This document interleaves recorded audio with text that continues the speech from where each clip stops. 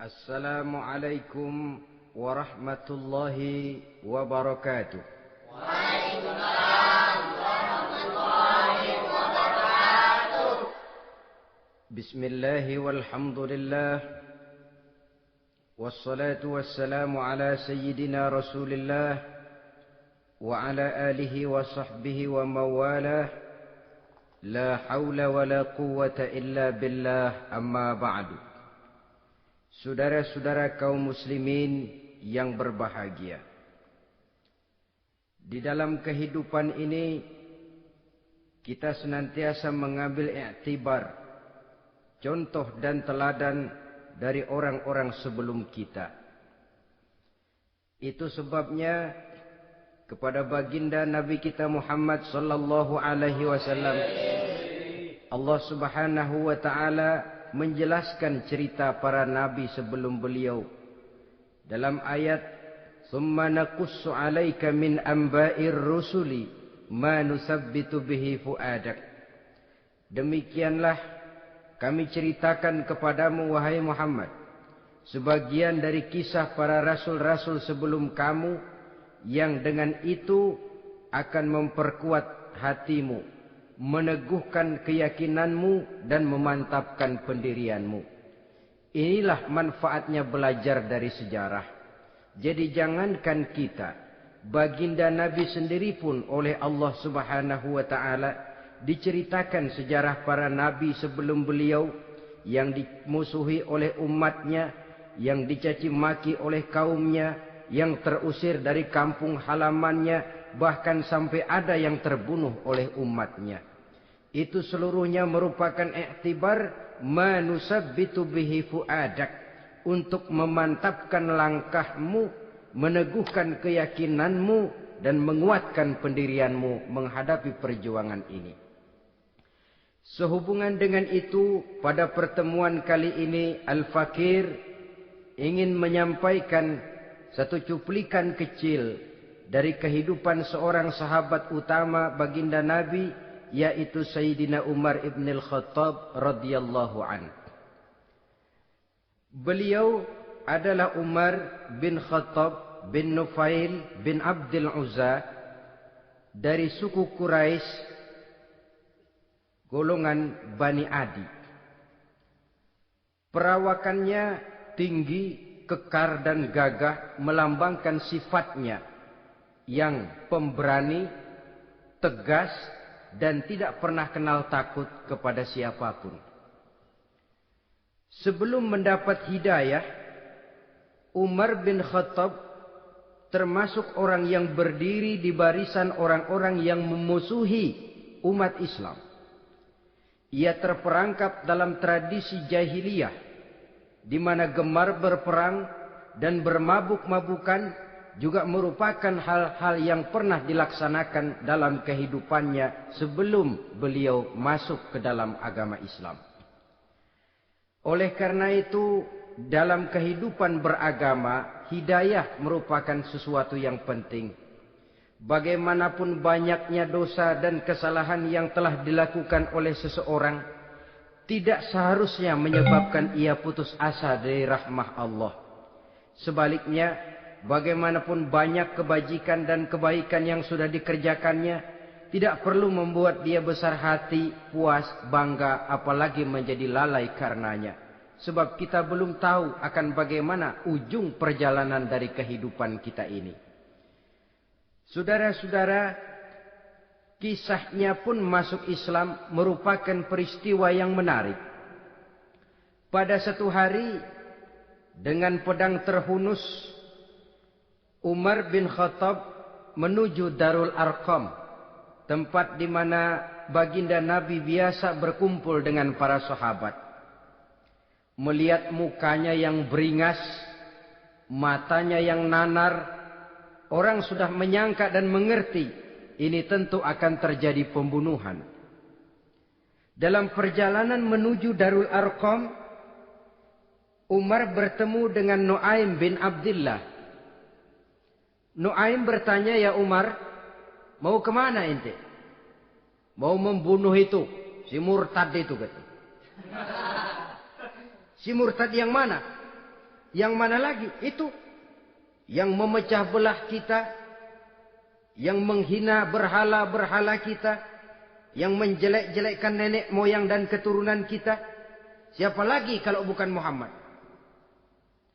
Kata Nuaim Umar, enggak salah. Tidak salah lagi. Salah Umar. Salah kenapa? Apa kamu enggak malu? Kamu mau pergi membunuh Muhammad. Sementara adikmu sendiri Fatimah, dia sudah termasuk salah seorang pengikut Muhammad. Mendengar ini, muka yang memang tadinya sudah marah dan merah, tambah jadi kelabu. Bukan main mangkelnya Umar bin Khattab. Orang lain dia musuhi, orang lain dia kejar-kejar. Ini malah adiknya sendiri menjadi pengikut dari baginda Nabi. Tidak jadi menuju Darul Arqam, dia berangkat ke rumah adiknya Fatimah. Adapun di rumah Fatimah sedang berkumpul Fatimah, suaminya Sa'id bin Zaid, dan seorang sahabat Habbab ibnul Arad. Mereka sedang membaca Quran. Waktu itu Quran belum lagi dijilid macam sekarang. Jadi masih merupakan suhuf atau lembaran-lembaran tercecer saja. Ketuk pintu.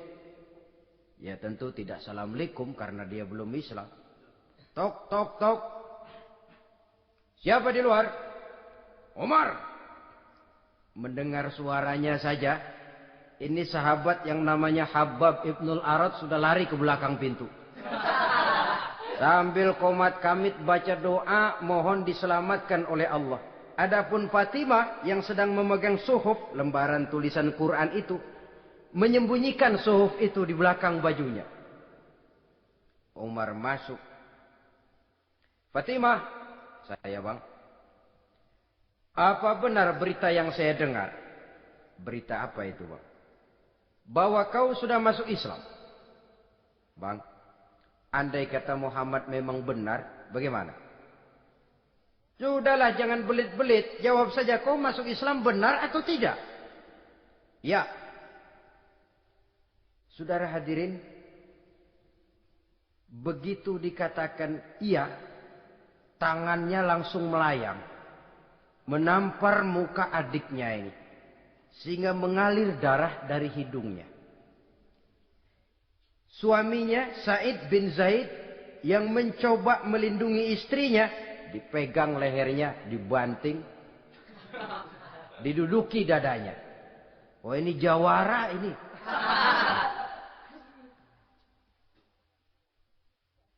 Namun pada saat sedemikian, suara kebenaran terpantul dari mulut Fatimah, adik dari Umar bin Khattab ini. Umar, apakah engkau memukul orang yang bersaksi bahwa tidak ada Tuhan melainkan Allah dan Muhammad Rasulullah? Apakah engkau menganiaya seseorang yang terpanggil untuk mengikuti kebenaran? Manusia macam apa engkau, Umar?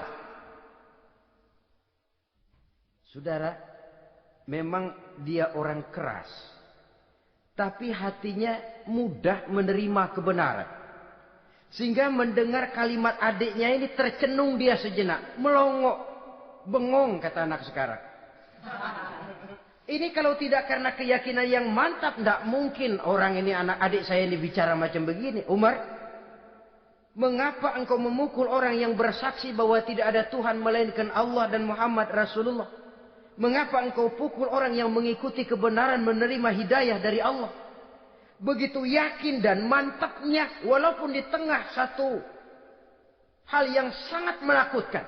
Siapa yang tidak takut orang Quraisy berhadapan dengan Umar bin Khattab yang dikenal sebagai singa padang pasir pada waktu itu? Malahan dia termasuk salah seorang jagoan di tradisi masyarakat jahiliyah itu. Ada satu pasar yang namanya pasar Ukaz. Tiap tahun di pasar itu diadakan pesta. Pertama pertandingan syair. Jadi penyair waktu itu jadi kebanggaan. Syair-syair yang menang itu digantung di dinding Ka'bah.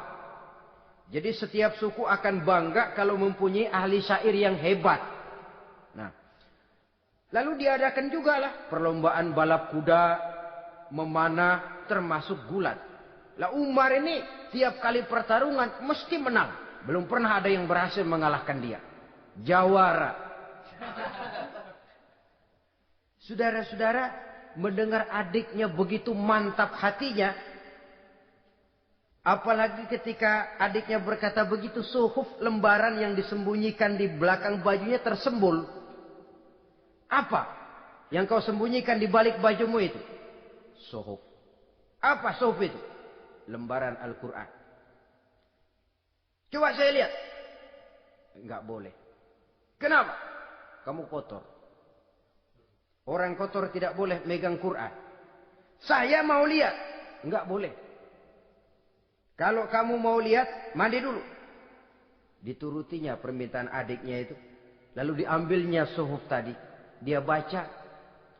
Kebetulan ayat yang dibacanya, ayat pertama dari surah Toha, yang berlanjut dengan ayat 14 pada surah yang sama. Dia baca. Bismillahirrahmanirrahim. Toha. Ma anzalna ilaikal Qur'ana litashqa illa tazkiratan liman yakhsha. Taha, tidaklah aku turunkan Al-Quran ini untuk bikin sukar manusia, melainkan merupakan pengingat bagi orang-orang yang takut kepada Allah. Lalu pada ayat ke-14, Innani anallahu la ilaha illa ana fa'budni. Sesungguhnya akulah Allah. Tidak ada Tuhan melainkan aku. Maka hendaknya hanya kepadakulah kamu menyembah. Wa aqimis salata li dzikri. Dirikanlah salat untuk mengingat aku. Inna sa'ata atiyatun akadu ukhfiha litujza kullu nafsim ma tas'a. Sesungguhnya kiamat itu pasti akan datang. Yang sengaja waktunya kami tidak beritahukan kepada kamu semua. Untuk kami balas setiap orang tentang apa saja yang telah mereka lakukan dalam kehidupan di dunia ini. Setelah membaca ayat ini, gemetar tangannya. Ah, ini sih nggak main-main ini. Ini belum pernah saya baca ajaran semacam ini.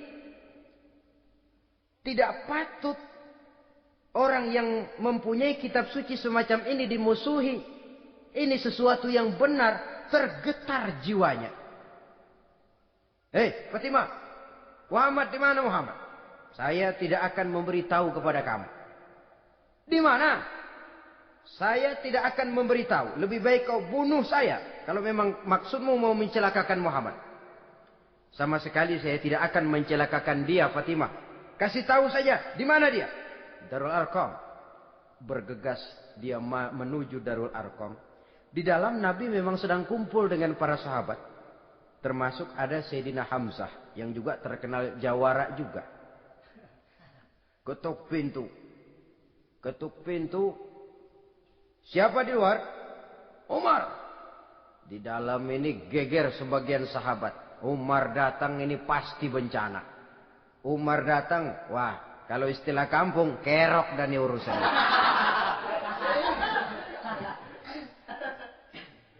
Tapi baginda Nabi menenangkan mereka. Tenang. Mudah-mudahan ada hikmahnya. Sayyidina Hamzah tampil. Bukakan dia pintu. Kalau niatnya baik, kita terima. Kalau niatnya tidak baik, saya paling depan. Dibukakan pintu. Begitu dibukakan pintu, Umar masuk merangkul baginda Nabi. Kemudian dengan tersendat, Ashhadu an la ilaha illallah wa ashhadu annaka ya Muhammad Rasulullah.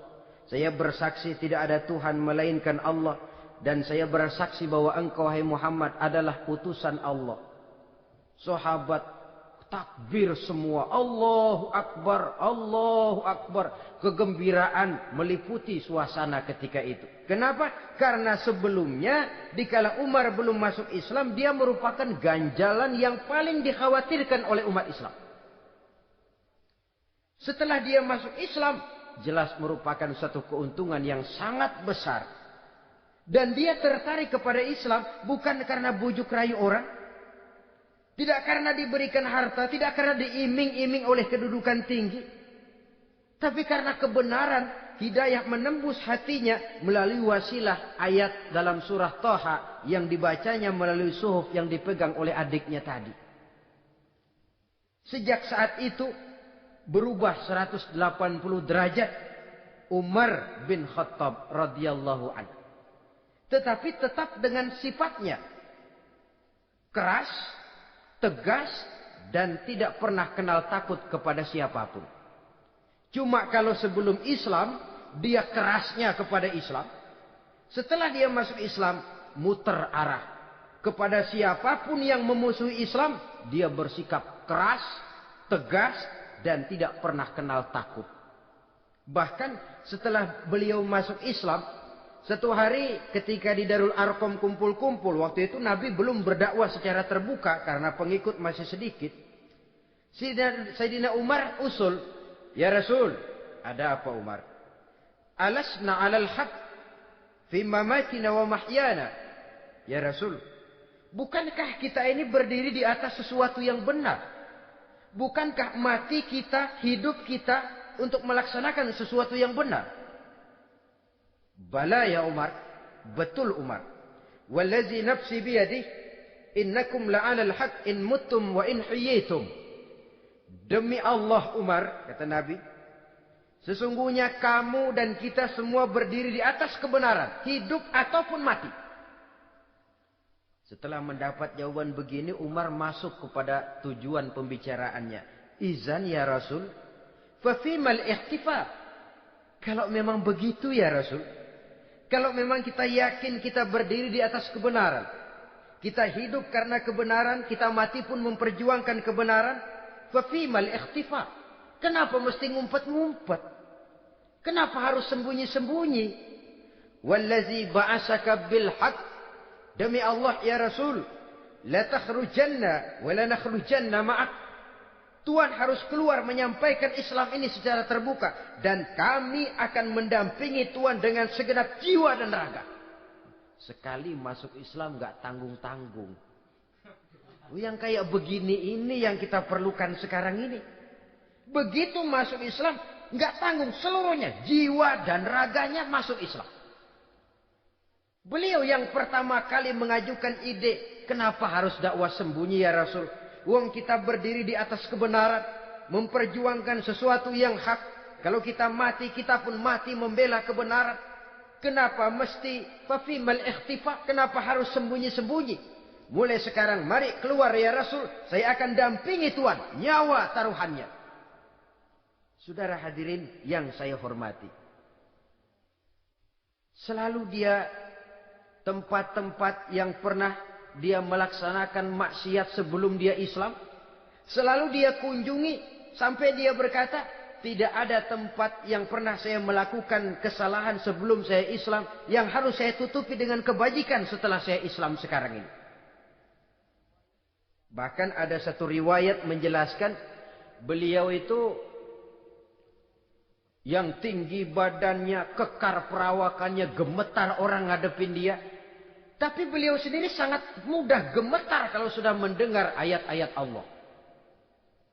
Sehingga ada satu riwayat menjelaskan Sayyidina Umar itu setelah masuk Islam, kalau sholat kadang-kadang bila menoleh ke kanan beliau senyum, bila menoleh ke kiri beliau menangis berurai air mata.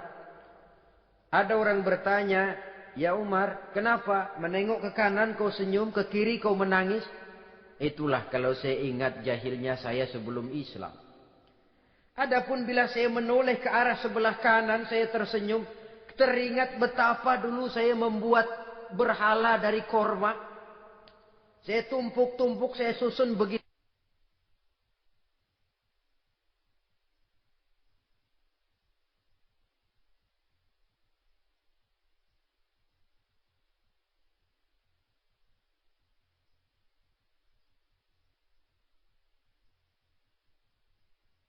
Itu rupa. Setelah saya sembah, saya makan itu korma. Gagah betul saya waktu itu. Sampai Tuhan pun saya makan. Adapun kalau saya menoleh ke kiri, teringat putri kesayangan saya yang terbawa oleh tradisi jahiliyah, takut menanggung aib, merasa malu mempunyai anak perempuan sampai dia terkubur hidup-hidup. Berurai air mata saya mengingat semua itu. Padahal Nabi sudah memberikan jaminan. Sebab saudara jangan lupa, orang kafir masuk Islam, dalam Islam itu dihitung dari bayi lagi. Dari nol, itulah untungnya. Jadi misalnya sudah 60 tahun, dari kecil sampai 60 tahun kafir. Umur 61 masuk Islam. Nah, sejak umur 61 itulah yang dihisab oleh Allah. 60 tahun ke bawah gratis bersih pemutihan. Istimewa betul. Tapi jangan lalu diniatin, gua kafir aja ah. Nanti sudah tua-tua mau giliran mati baru Islam. Nah, itu diniatin lain. Ini yang karena faktor hidayah, saudara-saudara. Nah, cintanya kepada baginda Nabi luar biasa. Dalam setiap pertempuran beliau selalu di front terdepan. Bahkan demikian cintanya sampai ketika hari di mana baginda Nabi wafat, saudara-saudara. Disampaikan berita wafat Nabi kepada Umar ini. Ya Umar, baginda Nabi sudah wafat. Kamu ngomong apa? Baginda Nabi sudah wafat. Bukan sedih, nyabut pedang, keluar matanya melotot. Siapa yang bilang Muhammad mati, saya tabas batang lehernya. Begitu cintanya beliau kepada baginda Nabi, sampai-sampai nggak menerima kalau Nabi wafat.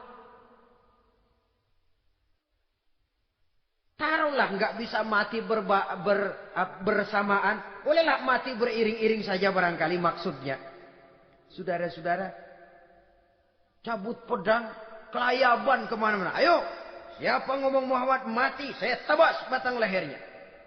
Sampai bertemu dengan Sayyidina Umar. Sayyidina Abu Bakar. Di tempat orang banyak. Sayyidina Abu Bakar yang bijaksana ini pidato. Ayuhan nas.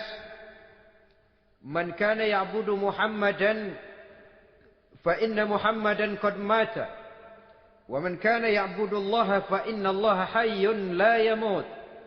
Wahai manusia, barang siapa yang menyembah Muhammad maka Muhammad sudah mati. Tetapi barang siapa yang menyembah Allah, Allah akan hidup selamanya dan tidak akan pernah mati. Mendengar pidato ini Sayyidina Umar sadar bahwa sebenarnya yang tidak bisa mati itu cuma Allah. Bagaimanapun agungnya baginda Nabi, besarnya baginda Nabi, tinggi akhlak budi pekertinya Nabi, cintanya beliau kepada Nabi, Nabi manusia. Dan manusia harus mati. Kemudian dibacakan surah Ali Imran ayat 144. Wa ma Muhammadun illa rasul qad khalat min qablihi rusul. Afa immata au qutilan qalabtum ala aqabikum. Muhammad tidak lain daripada manusia. Telah datang kepadanya Rasul. Apakah jika ia mati, engkau kembali menjadi murtad atau mundur ke belakang? Mendengar ayat ini dibacakan, Sayyidina Umar sadar. Berurai air matanya, menangis dalam kesedihannya. Ini cintanya yang demikian tinggi kepada baginda Rasulullah sallallahu alaihi wasallam. Begitulah seluruh kesalahan yang dia lakukan pada saat sebelum dia masuk Islam, berusaha dia tutupi dan dia tebus dengan segala kebaikan, pengabdian, perbuatan soleh setelah dia masuk Islam. Sehingga diajarkan oleh baginda Nabi, ittaqillaha haitsu ma kunta wa atbi'i sayyi'atal hasanata tamhuha wa khaliqin nasa bi khuluqin hasanin. Bertakwalah kamu kepada Allah, kata Nabi, dimanapun saja kamu berada. Jadi takwa tidak kenal tempat. Dimanapun saja kamu berada, bertakwalah kepada Allah. Di rumah takwa, di pasar takwa, di kantor takwa, di tengah orang banyak takwa, pada waktu sendirian takwa. Ittaqillaha haitsu ma kunta. Bertakwalah kau kepada Allah dimanapun saja kamu berada. Jangan takwa pakai tempat. Di masjid takwa, di kantor nyolong. Itu tidak haitsu makunta. Yang diajarkan oleh Nabi, dimanapun kamu berada, bertakwalah kepada Allah. Wa atbi'i sayyi'atal hasanah tamhuha. Dan iringi perbuatanmu yang salah dengan kebaikan. Jadi kalau satu saat terselip kita berbuat salah, cepat iringi dengan kebaikan. Tamhuha, dengan harapan kebaikan yang kita kerjakan akan menutupi dosa yang terselip kita lakukan. Ngomongin orang, astagfirullahaladzim. Banyak istighfar. Istighfarnya mudah-mudahan bisa nutupin dosa karena ngomongin orang. Tapi jangan lalu tambah sulap. Ngomongin orang istighfar. Terus ngomongin lagi istighfar lagi. Itu tentu tidak bisa dengan cara begitu. Barangkali terselip pernah mengambil harta orang tanpa alasan yang hak. Imbangi dengan rajin sedekah misalnya. Barangkali pernah menyakiti hati orang. Imbangi dengan perbuatan yang bisa menyenangkan hati orang lain. Itu namanya mengiringi perbuatan yang bersifat salah dengan kebajikan. Ini yang dilakukan oleh Sayyidina Umar. Setiap pelosok hampir dia datangi. Tempat-tempat di mana dia pernah melakukan kesalahan sebelum Islam. Di sana dia tegakkan kebajikan dan kebaikan. Kegagahannya, keperkasaannya, keberaniannya sepenuhnya bulat-bulat sudah diwakafkan untuk kepentingan Islam. Saudara hadirin yang saya hormati, diperlukan orang-orang yang punya keberanian macam Sayyidina Umar. Berani karena panggilan hidayah, bukan berani babi. Babi berani juga babi, cuman nyeruduk. Artinya berani yang tanpa pertimbangan. Berani yang tanpa pertimbangan pada akhirnya akan menyulitkan kita sendiri. Beliau gagah, beliau berani, beliau punya kekuatan, beliau punya wewenang. Dan itu dimanfaatkannya untuk menjadi backing baginda Nabi kita Muhammad sallallahu alaihi wasallam. La takhrujanna wa la nakhrujanna ma'ak ya Rasul. Ya Rasul, keluar, sampaikan dakwah secara terbuka. Saya akan mendampingi Tuhan. Jika ada yang ganggu Tuhan, saya paling depan. Backing yang mendampingi Rasul untuk menyampaikan risalah Islamiyah ini. Saudara hadirin yang saya hormati, wa khaliqin nasa bi khuluqin hasanin, kata Nabi. Dan pergaulilah manusia dengan akhlak yang baik. Karena dengan ini kau bisa mengambil hati orang. Dalam hadis lain katakan, innakum la tas'una an-nasa bi amwalikum walakin yas'uhum minkum bastul wajhi wa husnul khuluq. Kamu tidak akan bisa menyenangkan orang banyak dengan hartamu, tapi kamu bisa ambil hati mereka dengan budi pekerti yang luhur dan muka yang manis. Dengan harta belum tentu kita bisa menyenangkan semua orang. Tapi budi pekerti yang luhur, muka yang manis, itu yang akan bisa membuat kau menyenangkan orang banyak.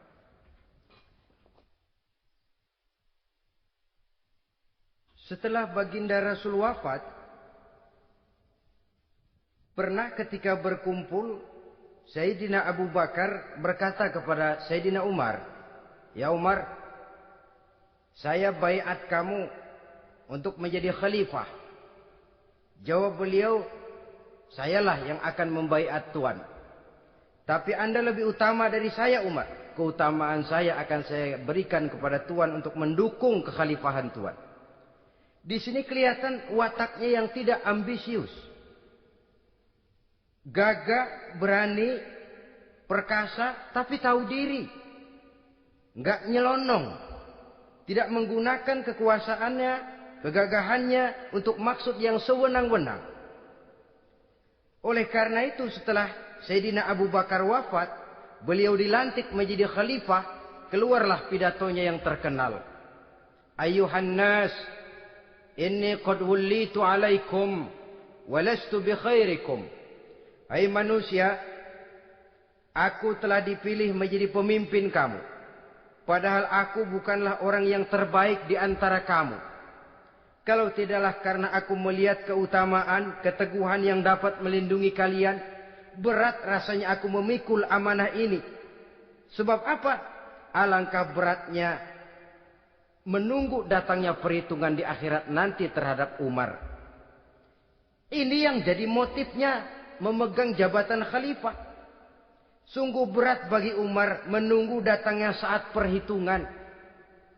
Sehingga seolah-olah kalau bisalah jadi Umar bin Khattab saja, jangan jadi khalifah kalau bisa. Tapi moya umat sudah kadang memilih. Sehingga benar kalau dalam satu hadis Nabi pernah mengajarkan jangan memberikan satu jabatan kepada orang yang memintanya.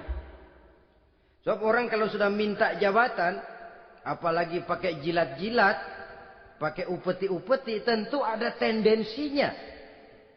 Ada batu di balik udang. Kalau udang di balik batu kan mungkin nggak kelihatan. Tapi kalau batu di balik udang kelihatan betul itu. Ada maunya, ambisinya. Jangan memberikan satu jabatan kepada orang yang memintanya. Seakan di batinnya Sayyidina Umar menyesali. Kenapa Umar nggak jadi Umar saja, kok mau jadi khalifah gitu. Alangkah berat perhitungan buat saya di akhirat nanti. Nah, setelah jadi khalifah, sebagai satu i'tibar, saya akan mencoba mengemukakan beberapa sifatnya yang menonjol untuk pelajaran buat kita semua. Pertama, sikapnya terhadap keluarganya setelah beliau menjadi khalifah. Kedudukan sebagai keluarga Umar bin Khattab bukan merupakan kedudukan istimewa. Itu ditanamkan betul kepada keluarganya. Jangan karena bapakmu khalifah, lalu mentang-mentang anak khalifah kau merasa dapat fasilitas, merasa bisa berbuat semau-maumu, kau harus punya tanggung jawab dan beban moral, memberikan contoh yang lebih baik kepada rakyat. Ini yang ditekankan kepada keluarganya. Kalau beliau mau mengeluarkan undang-undang, undang-undang itu lebih dahulu dibicarakan di tengah keluarganya, kumpul anak-anaknya, ini akan ada undang-undang begini. Siapa di antara kalian mau mentaati, persilakan, yang tidak pun persilakan. Tapi saya ingatkan, kalau ada dari keluarga Umar yang melanggar peraturan yang saya keluarkan ini, saya akan menghukumnya 2 kali lipat karena dia keluarga saya. Menghukumnya 2 kali lipat karena dia keluarga saya. Jadi bukan mentang-mentang anak babe, lalu kebal hukum. Tidak. Siapa yang di antara kalian melanggar peraturan ini, akan aku kenakan hukuman 2 kali lipat karena dia keluargaku. Nah, saudara hadirin yang saya hormati, lalu berwibawa. Dijaga betul keluarganya. Suatu hari beliau datang ke rumah putranya Abdullah bin Umar. Ketika masuk dilihatnya Abdullah bin Umar sedang makan daging. Makan daging. Merah muka Umar. Mentang-mentang anak khalifah ya. Mentang-mentang anak Amirul Mukminin ya, kamu makan daging. Lihat tuh rakyat kita masih banyak yang kelaparan, makan daging, makan roti keras. Padahal itu halal. Sesuatu yang diperoleh dengan usahanya sendiri. Tetapi begitu hati-hatinya Umar untuk menjaga pandangan orang. Keluarga khalifah merupakan beban moral sebab akan dijadikan contoh oleh rakyatnya. Mentang-mentang anak khalifah ya makan daging. Lihat tuh rakyat, roti keras digarotin. Lain saat beliau pergi ke satu pasar. Di situ dilihat ada sapi gemuk-gemuk. Tempat lain sapinya kurus-kurus. Tanya, ini yang gemuk-gemuk sapi siapa? Sapi Abdullah bin Umar. Sapi anaknya. Panggil Abdullah bin Umar, suruh sini. Datang anaknya itu. Abdullah bin Umar, bagaimana ceritanya sampai ini? Begini, Bapak. Dahulu itu dengan uang saya beli sapi kurus-kurus. Lalu saya rawat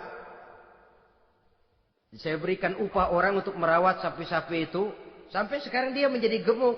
Akan saya jual dan keuntungannya tentu sesuatu yang halal. Subhanallah, kata Umar. Kau ini anak Amirul Mukminin. Jual sapimu. Ambil modalnya, untungnya, masukkan Baitul Mal untuk urus kepentingan orang Islam. Dia nggak mau anaknya terlibat bisnis, ndompleng kekuasaan ayahnya. Karena mentang-mentang anak khalifah lalu segala macam bisnis lancar. Orang takut karena apa? Anak babe. Ada lagi. Pada waktu pembagian harta ghanimah, putri beliau yang namanya Hafsah, ini adalah istri baginda Nabi, meminta bagian. Kaum kerabat ayah, ini kerabat khalifah, kitalah dulu kerabat. Kalau kau kerabatku, maka jatahmu nanti dari ayahmu. Harta ini masih lebih banyak dibutuhkan oleh orang-orang Islam. Nanti belakangan, kalau ada sisanya. Belakangan kalau ada sisanya. La haula wala quwata illa billah.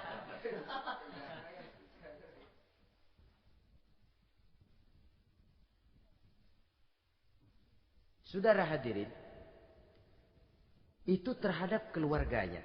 Kemudian apa sifat-sifat yang menonjol dari kepemimpinannya? Pertama, kesederhanaannya. Beliaulah satu-satunya khalifah, Amirul Mukminin, setingkat presiden kalau sekarang, yang punya jubah cuma 2 dan 1 pun punya anaknya. Tambelan lagi. Pernah sholat Jumat terlambat.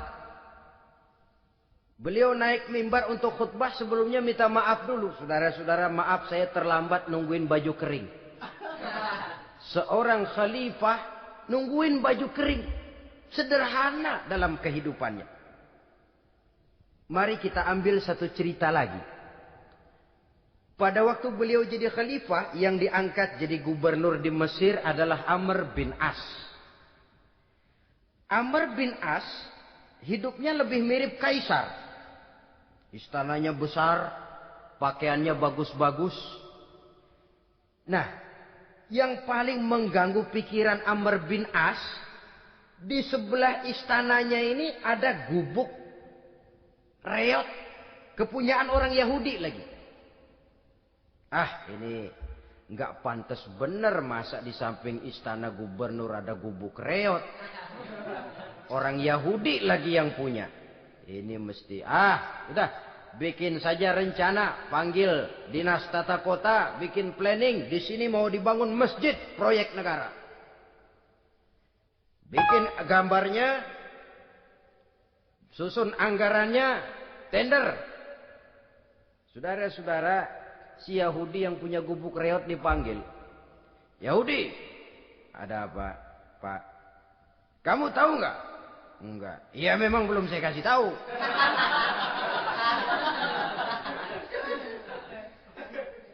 Ada apa, Pak? Itu kamu punya gubuk. Tahu? Kena proyek. Proyek apa, Pak? Kami mau bangun masjid besar di situ. Dan tidak sesuai ada gubuk reot di samping tempat gubernur. Jadi maksud Bapak, gubukmu, tanah-tanahnya mau saya bebaskan. Saya beli. Enggak mau, Pak. Saya enggak mau jual. Saya bayar 2 kali lipat. Enggak mau. 3 kali lipat. 6 kali lipat juga enggak mau, Pak. Saya dari muda peres keringat banting tulang cuma segitu-gitunya, Pak, tempat saya tinggal. Gubuk reot sama tanahnya sedikit. Makmur saya, Pak, cuma rumah sama sumur.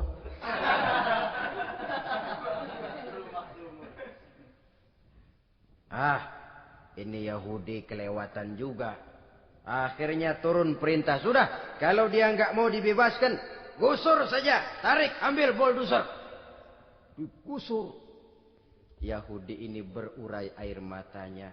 Aduh, begini jadi rakyat kecil, udah jatuh ketiban ember lagi. Tapi pikir-pikir Amr bin As kan bukan yang paling atas. Dia kan cuma pejabat, masih ada atasannya lagi. Lapor lapor. Yahudi ini berangkat ke Madinah. Bayangkan dari Mesir ke Madinah. Jalan. Di sepanjang jalan dia berpikir. Fikir membanding-banding. Kalau gubernurnya saja istananya begitu mewah, apalagi khalifahnya. Kalau gubernurnya galak main gusur, apalagi khalifahnya. Dan saya bukan orang Islam, apa dia lemin ngadu? Apa dapat tanggapan? Berangkat dia sambil harap-harap cemas. Sampai di pintu kota Madinah. Dia temui orang lagi tidur di bawah pohon korma. Selamat siang Pak. Ada apa? Pak. Apa? Mau lapor. Lapor apa? Bapak tahu Khalifah Umar bin Khattab? Tahu? Istananya di mana Pak? Istananya di atas lumpur. Di atas lumpur. Di atas lumpur. Pengawalnya banyak Pak. Banyak. Siapa Pak? Yatim piatu, janda-janda tua, orang-orang miskin, orang-orang lemah. Itu pengawalnya. Pakaian kebesarannya apa sutra apa Pak? Pakaian kebesarannya malu dan takwa. Saya nggak ngerti Pak. Itulah Umar bin Khattab. Lalu orangnya sekarang di mana Pak? Di depan ente. Rupanya yang dia tanya itulah orangnya. Gemeter Yahudi ini. Keringat bercucuran. Coba istananya di atas lumpur. Sebab beliau berprinsip. Bagaimana saya bisa menghayati nasib rakyat kalau saya tidak merasakan apa yang mereka rasakan. Bagaimana saya nggak bisa tahu sakitnya lapar kalau saya belum pernah kelaparan. Itu prinsipnya. Istananya di atas lumpur. Para pengawalnya yatim piatu, janda-janda tua, orang-orang miskin, orang-orang lemah dan tidak mampu. Dan pakaian kebesarannya malu dan takwa. Kamu dari mana? Dari Mesir Pak. Ada apa? Mau laporan gubernur Bapak di Mesir yang namanya Amr bin As. Kenapa? Main gusur aja Pak. Ceritanya? Iya dia mau bangun masjid. Kebetulan di areal itu saya punya tanah sama gubuk segitu-gitunya. Saya nggak mau dibeli. Digusur Pak. Saya mau mencari keadilan. Begini. Kamu lihat tempat sampah itu. Lihat. Di situ banyak tulang. Coba kamu ambil kemari satu. Tulang unta bawa sini. Bingung Yahudi. Pak. Saya kemari mau cari keadilan. Kalau tulang mah di Mesir juga banyak Pak. Sudahlah. Pokoknya kau ambil saja tulang itu. Dicoker-coker dapat dikasih. Tulang itu digaris lurus oleh Sidina Umar dengan ujung pedang. Red. Nah, kau bawa kepada Amr bin As. Makin bingung itu Yahudi. Suruh bawa tulang cuman digaris. Nanti saya ngomong apa Pak? Sudahlah kasih saja. Pulang dia. Sampai di Mesir. Tuan Gubernur, ada apa? Saya baru menghadap khalifah. Kemudian beliau sampaikan ini. Dikasih tulang. Amr bin As ngelihat tulang ada goresan lurus dengan ujung pedang. Gemetar. Badannya keluar keringat dingin. Panggil kepala proyek. Proyek batal. Masjid nggak jadi didiriin. Itu gubuk Yahudi diriin lagi. Ini Yahudi makin bengong. Ini gubernur dapat tulang doang segitu takutnya.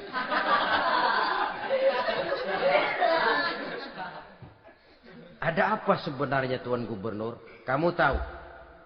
Ini nasihat pahit buat saya dari Amirul Mukminin Umar bin Khattab.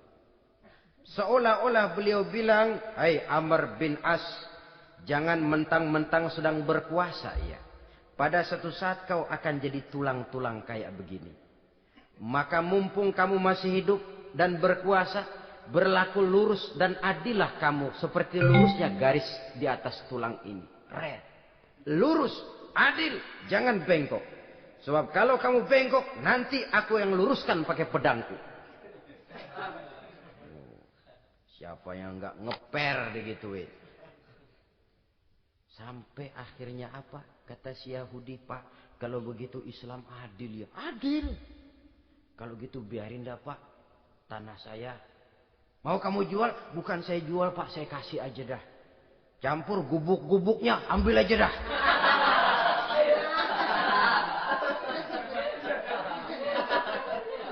Masuk Islam si Yahudi ini oleh karena keadilan dari Umar bin Khattab. Begitulah kesederhanaan hidupnya. Sampai saudara, yang ironi betul, pernah Utsman bin Affan, Ali bin Abi Thalib, Thalhah dan Zubair kumpul mendengar berita bahwa Sayyidina Umar ini punya hutang. Bayangkan, seorang khalifah untuk melangsungkan hidupnya sampai punya hutang. Padahal Baitul Mal di bawah kekuasaannya. Berunding Utsman, Ali, Thalhah, Zubair. Kalau kita langsung ngomong sama Umar nggak enak dong, dia nggak bakalan terima. Lewat putrinya aja, Hafsah. Baik. Hafsah ngomong sama Umar, Abah, kenapa? Bagaimana kalau honor Abah ditambah, ditingkatkan supaya hutang bisa ketutup? Hafsah, saya Abah. Siapa yang nyuruh kamu ngomong begitu? Enggak ada. Ada. Saya tahu ada ini. Kalau enggak ada kamu enggak mungkin ngomong begitu. Tapi orangnya kalau saya tuntut mereka mungkin enggak mau. Sekarang saya mau tanya Hafsah, kau kan istri Rasul, betul? Nah, saya mau tanya, suamimu makanannya apa? Daging? Bukan. Roti. Tempat tidurnya kasur empuk? Bukan. Kain kasar yang kalau musim panas kami bentangkan, kalau musim dingin separuh buat tidur, separuh buat selimut. Pakaian yang dibelikan untukmu berapa banyaknya? Cuma 2. Nah, itu guru saya. Orang yang paling saya cintai. Dan itu yang saya ikuti. Bahkan setelah beliau wafat, Sayyidina Umar ini, hutangnya ditanggungkan kepada anaknya Abdullah bin Umar. Dan itu pun dilunasi dengan menjual rumahnya. Sehingga rumahnya itu disebut Darul Qadha. Rumah bayar hutang. Begitu kesederhanaannya. Jadi nggak pakai aji mumpung jadi khalifah lalu kayak ikan gurita, tangan yang mana aja megang. Itu kan mental monyet. Monyet itu kan begitu. Tangan megang kiri kanan, mulut ngawal, kaki megang, temennya dikasih masih ngerampas juga. Monyet rakus betul itu. Itu kesederhanaannya. Kenapa kesederhanaan ini timbul? Karena sikap zuhudnya. Zuhud itu tarkud dunia li ajlil akhirah. Orang yang mengambil dunia hanya yang diperlukan dengan lebih mengutamakan kehidupan akhirat. Watak zuhudnya yang sangat menonjol. Dialah pahlawan yang paling berani di medan perang. Dialah imam yang paling khusyuk di masjid. Dan tidak jarang kalau sholat sendiri. Begitu membaca ayat yang menceritakan neraka. Nangis berurai air matanya. Saudara hadirin ma'asyiral muslimin rahimakumullah. Jadi kesederhanaan dan kezuhudan ini bukan lewat teori. Disampaikan oleh Umar. Bukan lewat penataran seluruh aparat. Tidak. Lewat contoh konkret. Inilah saya. Contoh sederhana dan zuhud. Bagaimana saya akan bisa merasakan penderitaan rakyat kalau saya sendiri tidak pernah menderita. Bagaimana saya akan tahu sakitnya lapar kalau saya belum pernah kelaparan. Maka tanpa penataran, tanpa upgrading segala macam. Berhasil karena prinsip keteladanan. Beliau jadi contoh utama. Dan sumber utamanya tentu tidak lain karena contoh dari baginda Nabi besar Muhammad sallallahu alaihi wasallam. 2, sederhana, yang kedua zuhud. Yang ketiga, sifat yang menonjol dari kekhalifahannya adalah adil. Kalau sudah bicara soal hukum, dia tidak pernah kenal kompromi. Adalah seorang pemuka Nasrani masuk Islam. Namanya Jabalah bin Aiham. Ketika dia bikin haji, kain ihramnya keinjak orang Arab yang hitam. Badui. Jengkel. Dia merasa bekas tokoh. Enak aja nih orang udah jelek nginjak lagi. Ditempeleng orang tadi. Orang ini lapor kepada Umar. Panggil Jabalah bin Aiham. Panggil. Kau ditampar? Betul Khalifah. Tampar dia. Tampar lagi. Dipukul orang itu. Di depan Sayyidina Umar. Jadi tidak karena kau ini bekas kepala suku. Kau ini bekas orang terhormat. Lalu ada kebijaksanaan yang tidak bijaksana. Kebijaksanaan yang akhirnya jadi tidak bijaksana. Dan itu memang sudah dimulai dengan memblokir keluarganya. Tidak satu keluarganya pun yang boleh mempunyai perasaan bahwa menjadi keluarga khalifah merupakan fasilitas dan keuntungan. Kau jangan makan di atas punggungku. Kau jangan menikmati fasilitas di atas keringatku. Dan tidak ada keinginan mewariskan jabatan khalifah kepada anak-anaknya. Pernah beliau musyawarah. Saya bingung. Kenapa khalifah? Gubernur Kufah ini sulit nyari orang. Diangkat yang lemah, rakyat ngeluh. Diangkat yang keras, rakyat juga ngeluh. Ada calon khalifah. Kalau ini mah nggak salah lagi nih buat gubernur Kufah. Siapa? Abdullah bin Umar. Anak beliau sendiri. Melotot matanya. Jangan macam-macam kau. Cukup satu orang Umar memegang jabatan ini. Kalau berhasil, kami keluarga Umar sudah merasakannya. Kalau gagal, cukup kegagalan seorang Umar. Tidak berusaha mengorbitkan anaknya. Wah, anak babeh diangkat jadi jadi ano. Tidak, malah diblokir. Cari yang lain. Tapi Abdullah bin Umar cukup syarat ya khalifah. Dia orang bertakwa dan soleh. Yang takwa dan soleh bukan cuma anak Umar. Anak orang lain juga banyak yang takwa dan soleh. Itu prinsipnya. Sehingga ketegasannya ini membuat orang jadi sungkan. Dan tidak seorang pun berani kirim-kirim upeti hadiah. Pernah itu ada pejabat dari Azerbaijan kirim makanan. Kue, mending apa? Kue. Gitu dicicipi enak. Enak juga ya kue ini. Enak khalifah. Ini di sana apa makan rakyat biasa? Bukan. Ini makanan orang-orang VIP. Nah, dibungkus lagi itu kue. Dibungkus. Ontamu mana? Di luar. Ambil. Bawa pulang. Serahkan lagi kepada gubernur di sana. Kasih tahu salam dari Umar bin Khattab. Kenyangkan dulu rakyat. Dengan makanan seperti ini. Kita belakangan. Jadi kalau rakyat lapar, saya orang pertama yang akan merasakan kelaparan. Tapi kalau rakyat makmur, biarlah saya menjadi orang terakhir yang kenyang. Kan bagus prinsip itu. Jikalau rakyat kelaparan, saya akan jadi orang pertama yang merasakan lapar. Tapi kalau rakyat makmur, biar saya jadi orang terakhir yang kenyang. Jangan dibalik. Pada saat rakyat kelaparan, dia kekenyangan. Dan selanjutnya, sikap keadilannya ini, saudara-saudara, menyebabkan hukum lalu jadi berwibawa. Pernah beliau jalan-jalan di lorong kota Madinah, di tempat yang namanya Harah bersama Aslam. Ada ibu-ibu, anaknya nangis. Lapar, ma, lapar, ma. Sabar, dikit lagi matang katanya. Emang tuh ibu lagi ngerebus. Bunyi, air ngegulak. Luguk, luguk, luguk.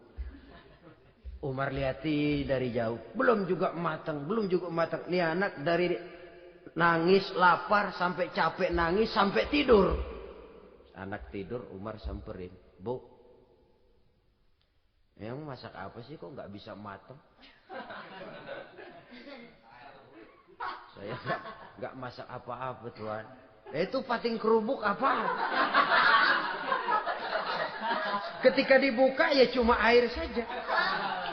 Subhanallah, ibu sudah ngebohongi anak ibu sendiri.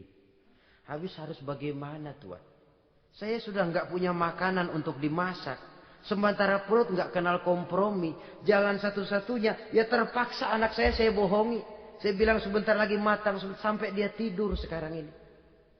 Memangnya Khalifah Umar gimana sih ngurusi rakyatnya? Subhanallah, dia orang zalim. Dia yang memegang urusan kami, tapi dia nggak tahu nasib saya. Anak kelaparan, keluarga terlantar. Oh, begitu. Iya. Zalim betul Umar bin Khattab itu. Kalau begitu ibu tunggu sebentar. Dia pulang bersama Aslam menuju Baitul Mal. Dia ambil tepung 1 karung, dipikul sendiri. Dipikul sendiri, kata Aslam, ya Khalifah, biar saya yang bawa. Jangan. Kenapa Khalifah? Apa kau kira kau sanggup mikul dosa saya di akhirat nanti? Biar saya yang mikul sendiri. Dia bawa ke tempat tuh ibu-ibu. Dia masakin sendiri. Nah bu, sudah matang, persilakan masak. Makan. Alhamdulillah Tuan. Mudah-mudahan Allah memberkahi Tuan. Tuan lebih baik dari Umar bin Khattab yang zalim itu. Memang sebenarnya Tuan siapa, kata tuh ibu? Saya. Iya. Saya ya Umar bin Khattab yang ibu bilang zalim itu. Gemetar si ibu. Gemetar si ibu. Tapi memang peka dan menghargai kritik orang.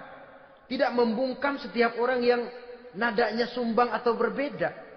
Kadang beliau berkata, saya khawatir karena orang terlalu segan dengan saya, lalu nggak ada yang berani negor kalau saya salah. Kan begitu biasanya. Karena sudah terlalu segan, lalu semuanya orang mau diaminin saja.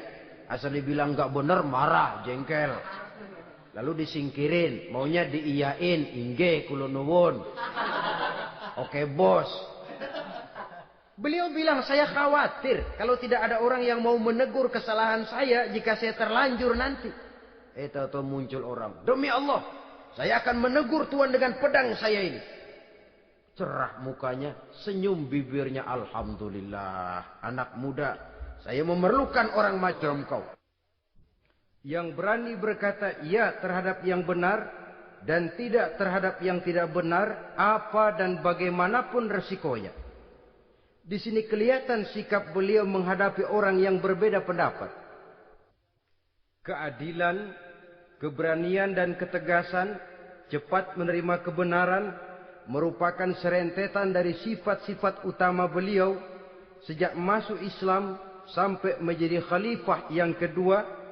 Bahkan dengan jasa beliau, Islam kemudian tersebar, menembus dinding Jazirah Arabia, memasuki Bizantium dan Persia, sehingga beliau juga dikenal sebagai periode Al-Futuhat Al-Islamiyah.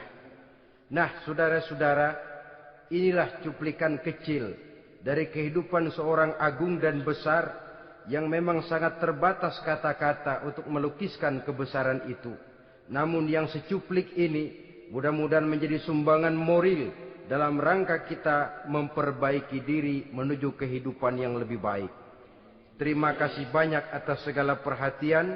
Mohon maaf atas segala kekurangan. Usikum wa nafsi bitaqwallah. Wassalamualaikum warahmatullahi wabarakatuh. Waalaikumsalam.